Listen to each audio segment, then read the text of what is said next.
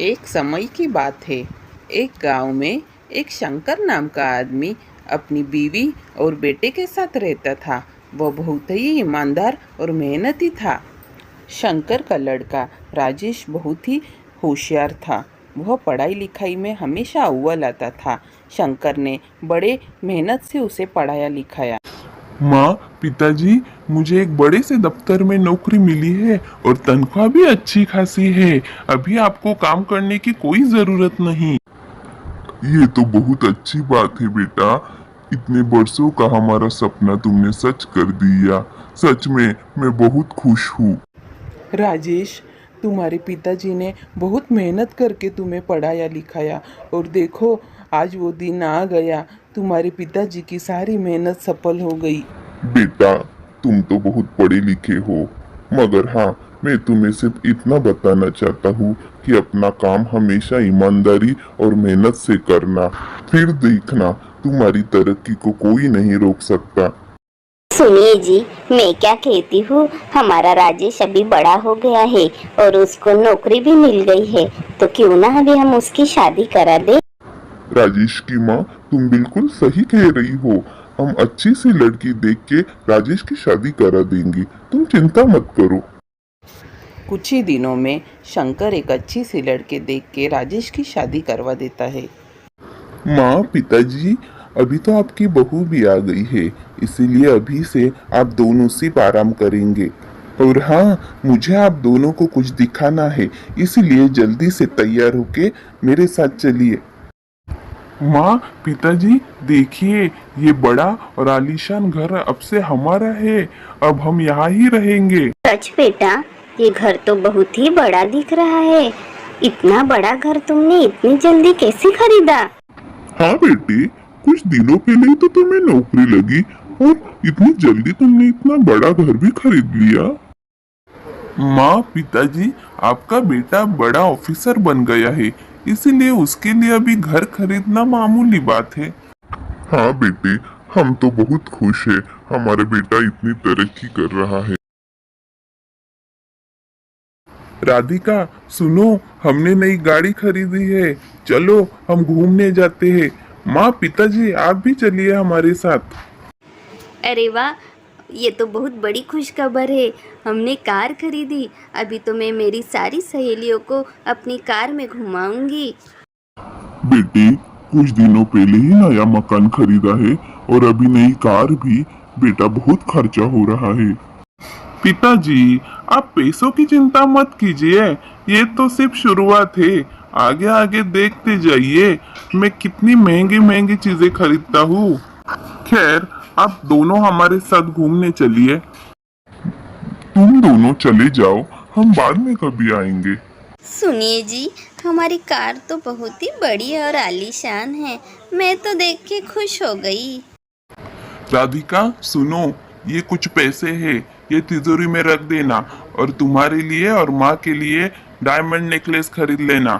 पैसे कम हो तो मुझे बोल देना, मैं और लाके दूंगा। राजेश, मुझे कोई डायमंड नेकलेस नहीं चाहिए। तुम सिर्फ राधिका के लिए ही खरीदना। राजेश, ये क्या हो रहा है? हाँ, रोज रोज इतने सारे पैसे तुम कहाँ से ला रहे हो? भले मैं ज्यादा पढ़ा लिखा नहीं, मगर मैं सब समझता हूँ। ओफो पिताजी, आप हर बात में मुझे क्यों टोका करते हो? खैर, मैं बहुत थक गया हूँ, मैं सोने जा रहा हूँ। सुनिए, आप इतनी तरक्की कर रहे हो तो माँ पिताजी को खुश होना चाहिए, मगर वो है कि हर चीज़ में सवाल करते हैं, पता नहीं क्यों।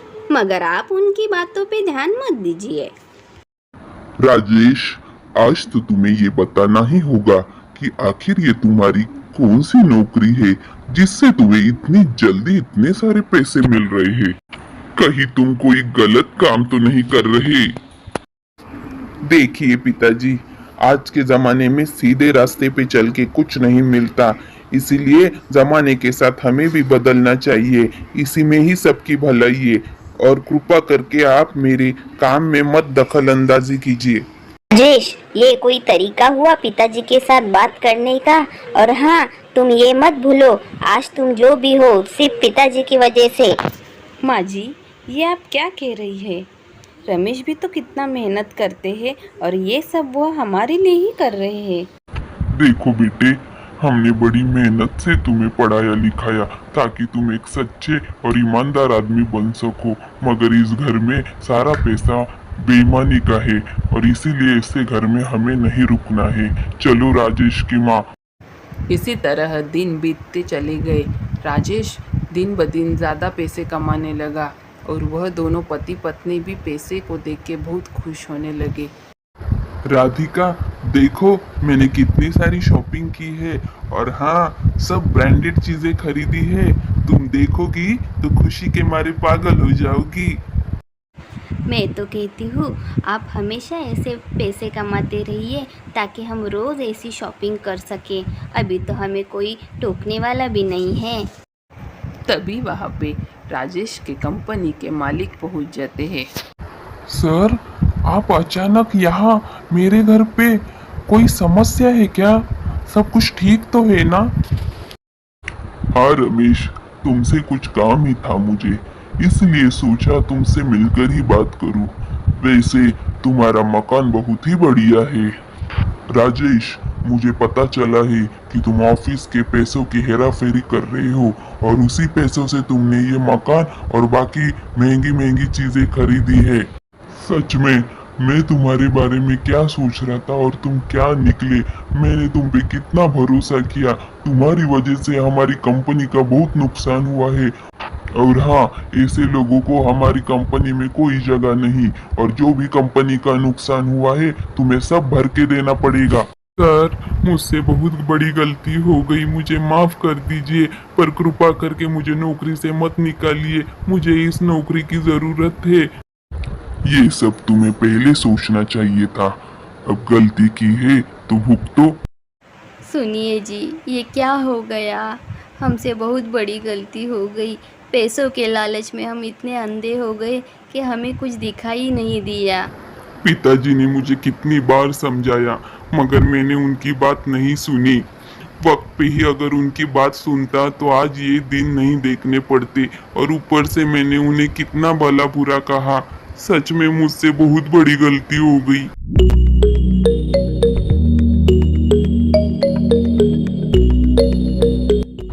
अरे राजेश, बहू, तुम दोनों अचानक यहाँ कैसे आ गए?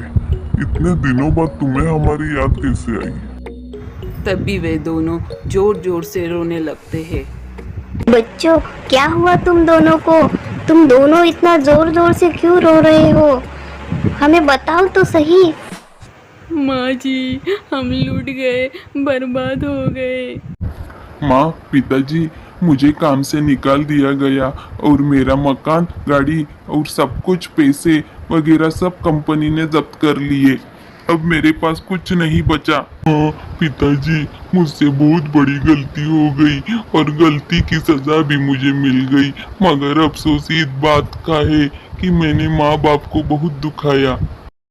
बेटा, तुम्हें तुम्हारी गलती का एहसास हो गया, यही हमारे लिए बहुत बड़ी बात है।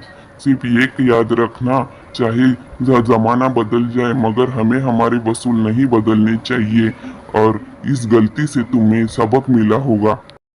बेटा, जो हुआ उसे भूल जाओ। मैं उम्मीद करती हूँ आगे से तुम ये गलती नहीं दोहराओगे और हमेशा ईमानदारी से काम करोगे।